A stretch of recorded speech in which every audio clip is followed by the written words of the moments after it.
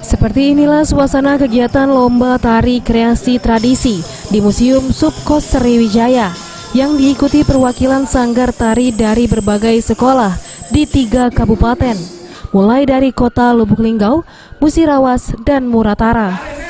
Meski di tengah pandemi COVID-19, lomba ini cukup disambut antusias para pelajar. Lantaran selama ini mereka lebih banyak beraktivitas di rumah sejak tidak diberlakukannya belajar tatap muka, melainkan dengan sistem belajar daring. Para peserta mengaku dengan adanya kegiatan ini dapat dijadikan wadah kreasi bagi pelajar untuk menyalurkan bakat terutama seni tari tradisional daerah. Kegiatan ini pun berlangsung dengan protokol kesehatan.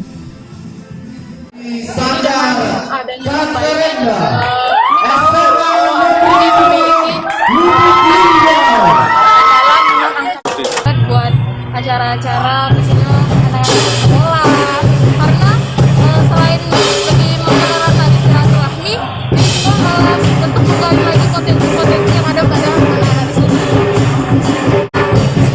Tidak terlalu sih, tapi kurang ketat tentunya, karena masih kerumunan, takutnya kan ada satu yang lainnya jadi kesulitan takutnya. Tapi alhamdulillah sih kalau melihat dari sekarang tidak terlalu sih kayaknya.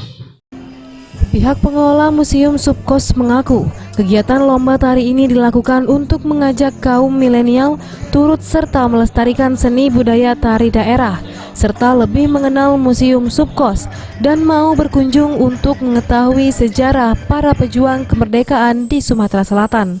Tri Hajariah, PAL TV.